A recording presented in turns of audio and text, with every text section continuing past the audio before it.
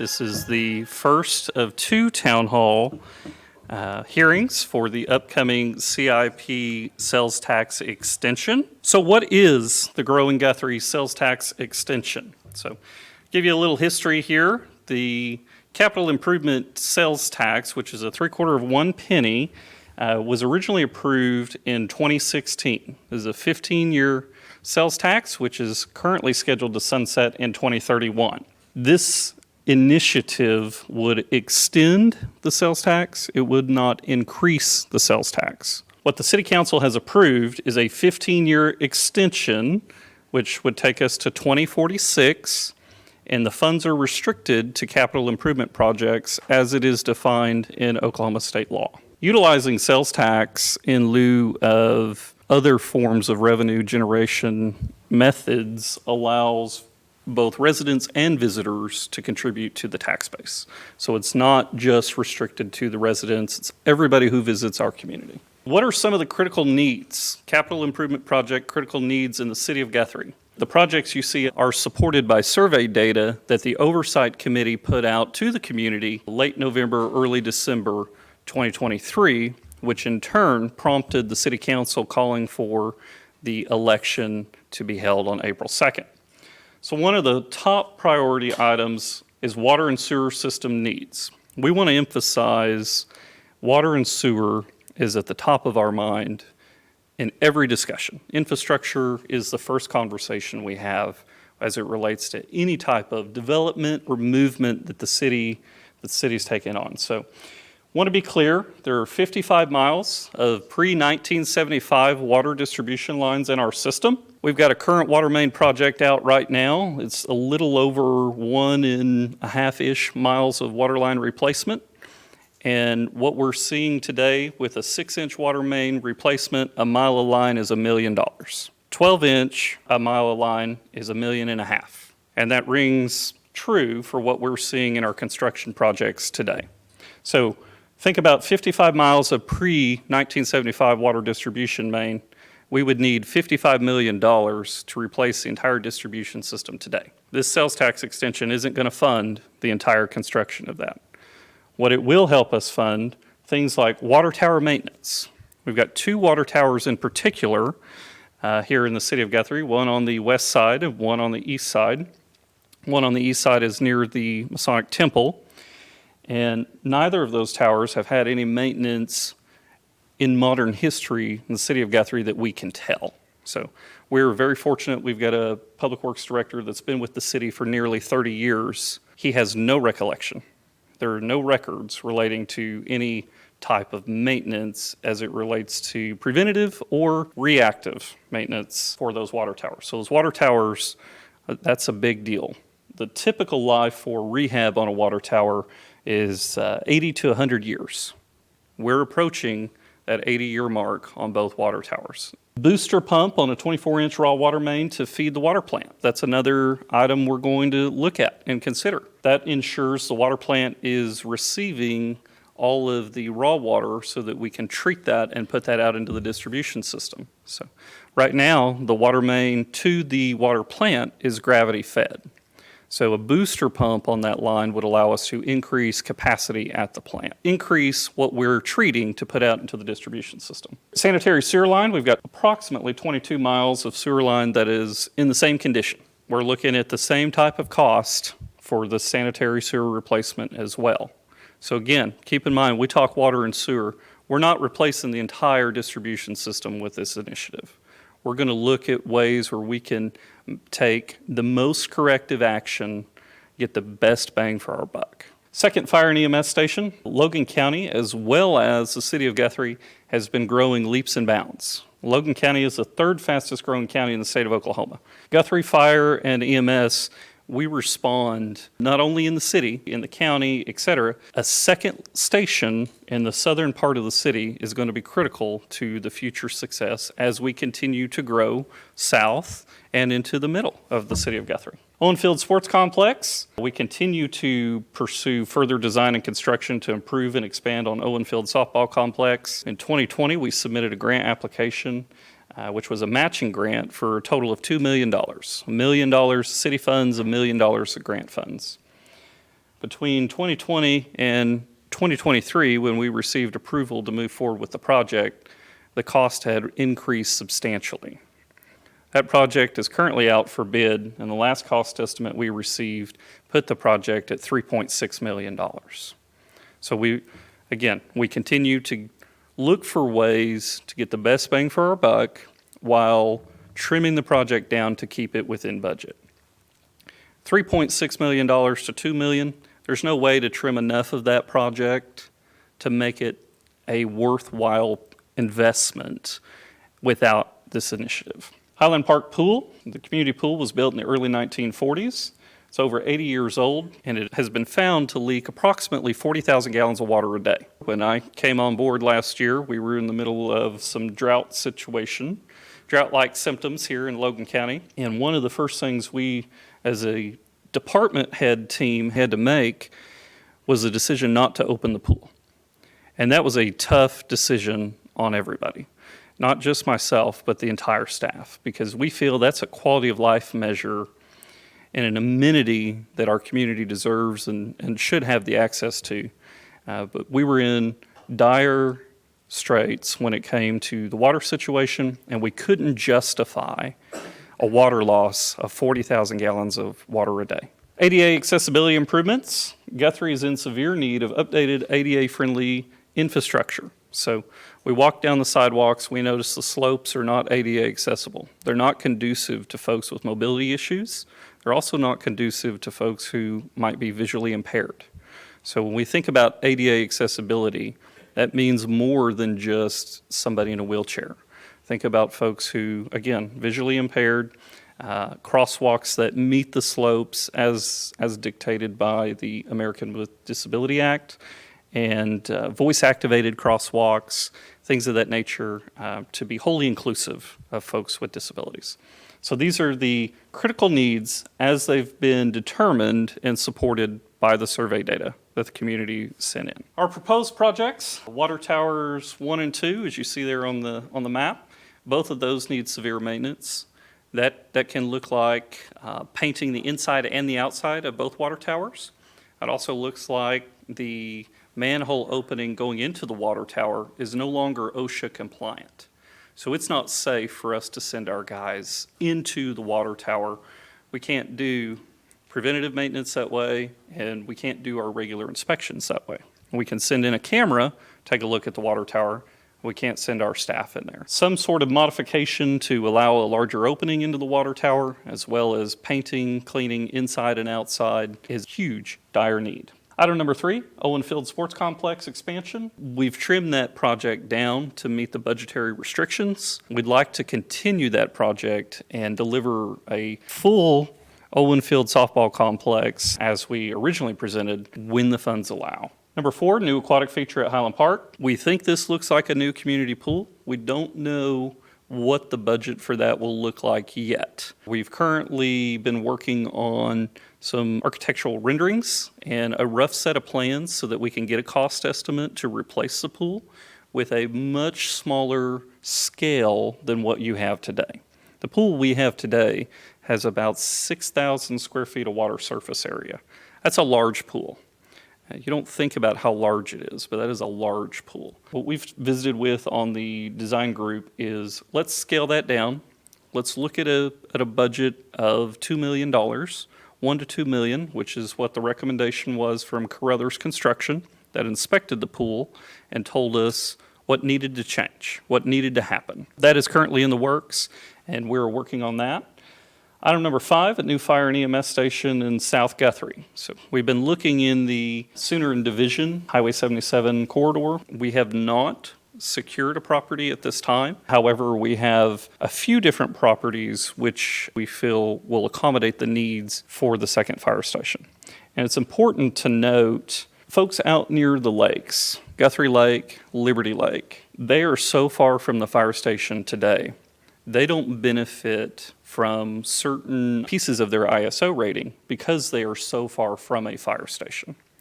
Having a second fire station in South Guthrie takes care of the folks who are out near the lake, and it also allows our team the ability from that location, from Sooner and Division, our team can get on I-35 and be at I-35 and Highway 33 in a minute's less time from their current location on Springer because of the location on Springer.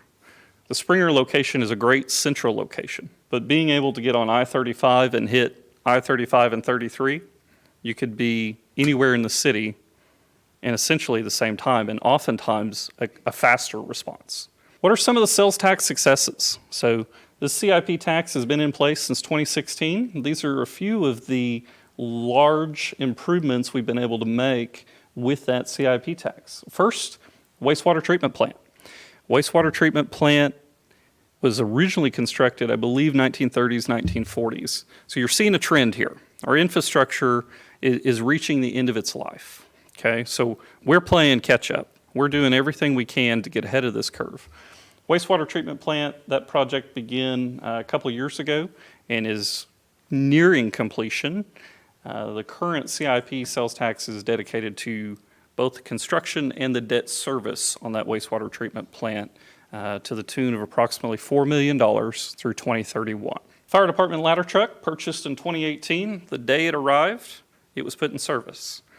Without that truck on the day that it arrived, we could have had a much different looking downtown in Guthrie, Oklahoma, folks. That purchase was approximately $1 million for that fire department ladder truck. Police department patrol vehicles. One of the things almost immediately happened, we took over some lease payments on existing vehicles and we purchased 10 new Tahoes for a department that had not had a brand new fleet, maybe ever. We were able to accomplish that. Banner Park, that entire block is that splash pad and park. It's one of our crown jewels. We're very proud of Banner Park.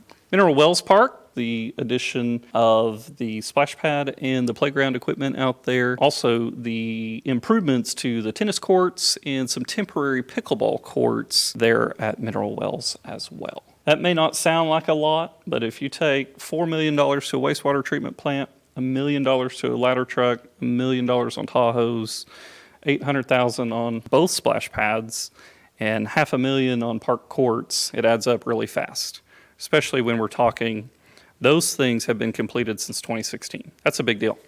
That's a big deal. What are the funding options for the future? So the City Council got to have a conversation with our financial advisor, and there were two options that were presented. First is a sales tax, and the sales tax, like we said, covers everybody in the city limits. So whether you're passing through or you live here, you're going to pay that sales tax. Option number two, property tax, a general obligation bond, which would then place the full burden of these improvements on the residents.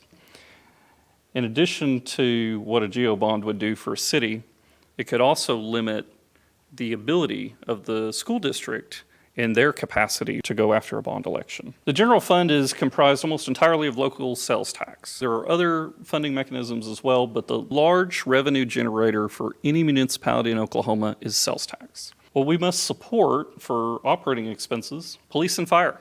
Those are two large departments of the city, streets and parks, and no other significant revenue source can be dedicated solely to capital projects. This is the answer.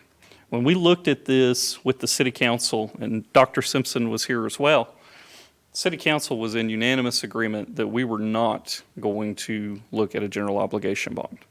We did not want to look at any ad valorem tax that could adversely impact our community partners over at Guthrie Public Schools. And when we win, they win, and vice versa. It's a community win. Let's talk about a little more in depth, water and sewer. Take a look at these pictures here. Top one is the water main break of December 2021, which was a big one for us. We've got 55 miles of pre-1975 water distribution main and valve replacement. Something I didn't touch on is the water valves. Water valves are just as important as the water mains. And when you can't exercise that water valve and shut down a section of water line to fix a leak or make a replacement, that causes issues because then you start finding areas that you can section off in the city, and sometimes that can mean the entire city. That's not fun for anybody. We don't want to kill the water to the city to fix a water main break. Pool or aquatic feature. What you have here in the bottom picture is something we've looked at. It's a real rough estimate of what we feel like we could get for a couple $1,000,000. So the architect is still working on this. We're not done with that yet, but it's a good size pool. It's reduced. As we know, the community pool is a little over 80 years old. The structure is quite literally crumbling away. That top photo there, I believe Mr. Maker took his boot and was able to literally push the concrete of the pool out and dug a hole in the middle of the pool. Second photo there, you see where we're starting to separate. The base is separating. Owenfield Sports Complex, if you'll take a look on this bottom photo here, Phase 1A is what we're committed to funding with CIP number 1. So that is 3 fields there, a new entry road, new paving for parking lots, new concession stand, and at least 1 lighted field. We're going to look to do 2 lighted fields if the funds allow. That project is a project that went from $2 million to $3.6. Second fire and EMS station, this is a picture of our EMS response area for Guthrie Fire and EMS is approximately 510 square miles. To put that into perspective, the city of Oklahoma City is 600 square miles. So your paramedics, your firefighters here in Guthrie are responding to an area almost the size of our state's capital. Our city limits is 20 square miles. Keep that in mind. ADA accessibility projects. This is a picture of an intersection we did down at First and Springer. See that trunket there on the bottom as you approach the sidewalk? That's, again, for visual impairment as well as mobility. That's what we're talking about when we say ADA trunkets. So the tax explained, 3/4 of 1 penny. For every $100 spent in Guthrie, 75 cents is added to the capital improvement fund. That doesn't sound like a lot. And it takes a while for that to add up. I don't need to tell you that. It's funded many projects and improvements since its passage in 2016. Pre-Eddie, of course, our staff and our council have set a vision for this city, and they've executed that, and they've executed it well. Stay up to date. What's going on? Go to growingguthrie.com. Check out our website. We've got a list of frequently asked questions. Any questions or anything related to this initiative can be found on growingguthrie.com. What are some of the frequently asked questions we've received so far? So what happens if we don't pass the extension? These 5 projects will either be accomplished or they won't. So if this initiative fails, staff and council will hear the voice of the community in saying that they don't support those projects. That's what will happen. How long will the extension last if passed? Again, it's not an increase. It is just a 15-year extension, take us through 2046. We do not have the highest tax rate in the state. That is a misnomer that we often hear out there. In fact, we are actually one of the lower sales tax cities in the state. Now, in comparison to our neighbors in Oklahoma County, that's not always true. But we're talking massive differences in budget. So Oklahoma County and a few of those municipalities do have a lower sales tax rate than the city of Guthrie. But as far as you looking at statewide in comparison to cities with a similar population and budget, we have a lower sales tax percentage. Why can we not rearrange the existing budget to fund capital projects? Great question. We've heard that question a couple different times. The operating budget, as we've said, for capital projects is strictly this fund. Everything through its sunset is allocated. And when you run into numerous projects which have almost doubled in budget, you can't get near as much done. And so that's why we can't rearrange the budget to do these projects. Why does the city need a second fire and EMS station? Again, we've been over this a few times.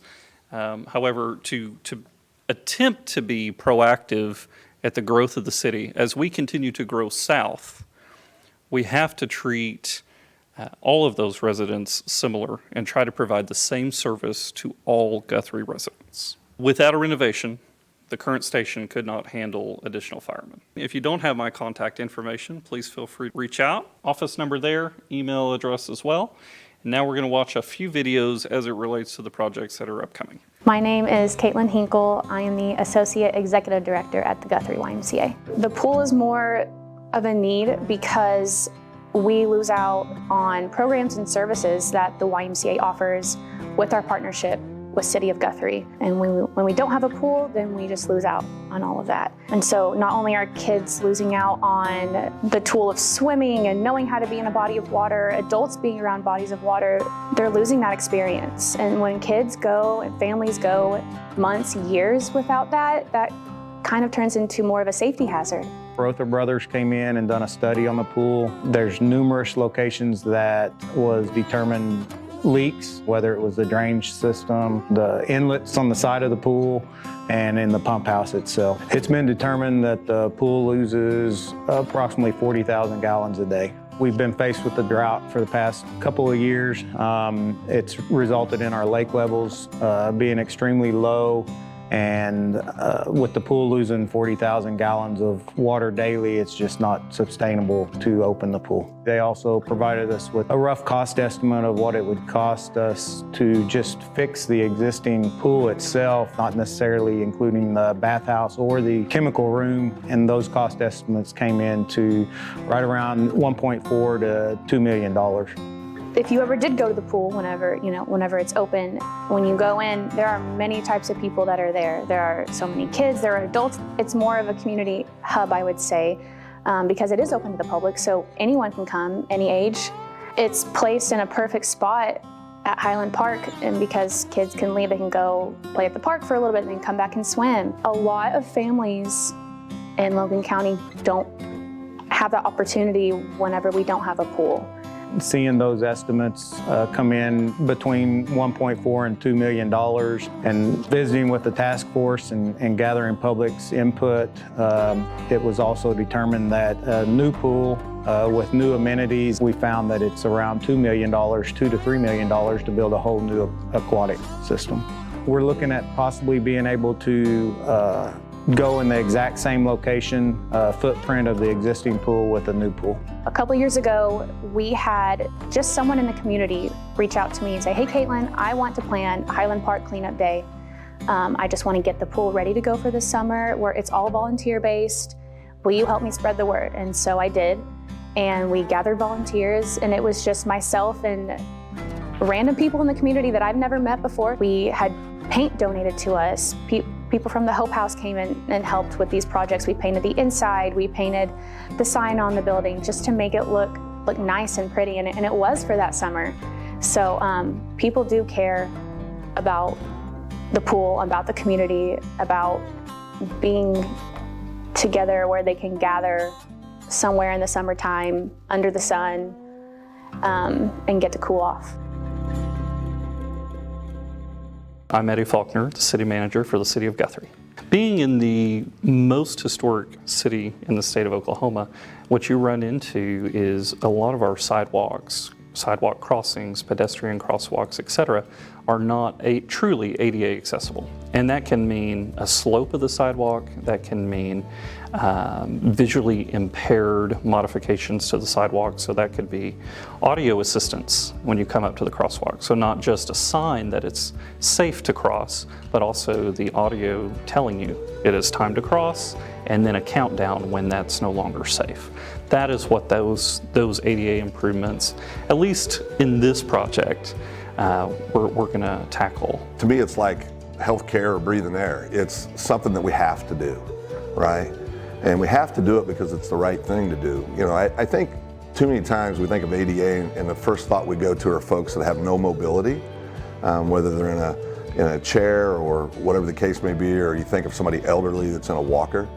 And it's so many other things than that. It's young parents or parents with children in strollers. It's folks just getting out into the community that maybe just don't have the mobility they once did. They're not in a wheelchair, fortunately, or they're not using a walker, fortunately, but it's just hard to get around. Whether you're pushing a child in a stroller, or you've got a family member that's trying to utilize a wheelchair, or somebody is visually impaired and needing to cross the crosswalk safely, it affects all persons needing to use the crosswalk. If communities aren't ADA accessible, I think it's an embarrassment. I feel like it's something, you say you're welcome, well, who's welcome? Everybody should be welcome. And if they can't come, participate in the things that we do in our community, be a part of our community, in the heart of our community, then are they really welcome? We're going to concentrate in the downtown corridor first. Realistically, we're going to start small and we're going to take the elephant one bite at a time. We're going to start at Division in Oklahoma, and then we're going to work our way towards City Hall. We're looking to execute these ADA projects to ensure that our downtown is accessible and friendly to everyone. It's going to drive economic development. It'll assist all of our festivals and the events that we have going on in the downtown core. Everything is impacted by accessibility. So it is a true economic driver. This is a real important personal issue to me. From a young age, I had a cousin, Randy, who was born with some disabilities, and watching him struggle in the late 60s, 70s, 80s, and then he still has to struggle today. And I think it's just time. You know, this is something that, you know, it's like having clean water run to our houses. I mean, we cannot say that we're open for business. We cannot say that we're this welcoming community and then not create an environment and a culture where that's true. You know, actions speak. You know, words are just words. My name is John Chappell. I'm the athletic director here at Guthrie Public Schools. I've been with Guthrie Public Schools for, I believe, 34 years. Back in the early 90s, we actually used Owens Field. At one time, we actually used it for our high school softball facility until we moved up on the hill out behind Guess Elementary. Owen Field, for one, there's a lot of nostalgia there. A lot of us grew up watching men's league softball, church league softball, things like that out there for years and years and years. Right now, we have a few singular locations where children are able to practice baseball or play baseball games, but it's the only thing we have that resembles a complex of fields like most communities our size and even much smaller have. I think it does make sense to expand that facility. One, we already own it. Right, there's no startup costs, there's no land acquisition costs or anything like that. It's got good bones. There is enough space out there to expand, and being located right off of Highway 33, you have decently easy access from the west sides and the northwest sides of the metro area, Kingfisher, Crescent, etc. We are going to add some new fields to the facility, as well as improve the 3 or 4 existing fields that we have out there, as well as possibly do some bathroom situations with the building that's there. Also give some places for umpires, but as well as some storage facilities for that type of equipment. And definitely doing the upgrades in the water is vital. You don't want to build, you know, a $500,000 home and then do a gravel driveway, so to speak. So one of the main things that we want to accomplish here is to do the underlying infrastructure projects that will allow for immediate improvement, but also allow for future growth. There's no reason to build ball fields if there's nowhere to park. There's no reason to build ball fields if there's nowhere to use the restroom. There's no reason to build ball fields if there's nowhere to get a hot dog or a hamburger or the things that will drive revenue to the community and to the organizations that use it. Even if you're not going to use the facility, if you own property here, if you live here, if you work here, if you own a business here, having these quality of life features in a community will only enhance the value of wherever you're invested in this community, regardless if you're ever going to set foot out there. Long term, being someone that's been here long term,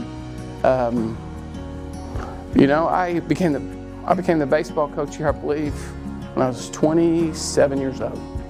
And we still haven't gotten it done, and I'm 60. So what is long term? Definitely be an asset for our kids. I'm a kid guy, and I don't think that we can do anything more for our kids than that. With a facility, they go and enjoy themselves, and it's family oriented, and we bring people in from our community and see what we got to offer. That is true compassion. What you're seeing from this community is compassion, and it's time to get it done. So we've got a second town hall coming up on the 26th. It'll look similar to this. We're going to take you to the fire station. We're going to show you what the opportunities are for growth or improvement at that station. We've got a couple of videos for you that we'll show you that night, and that's our plan.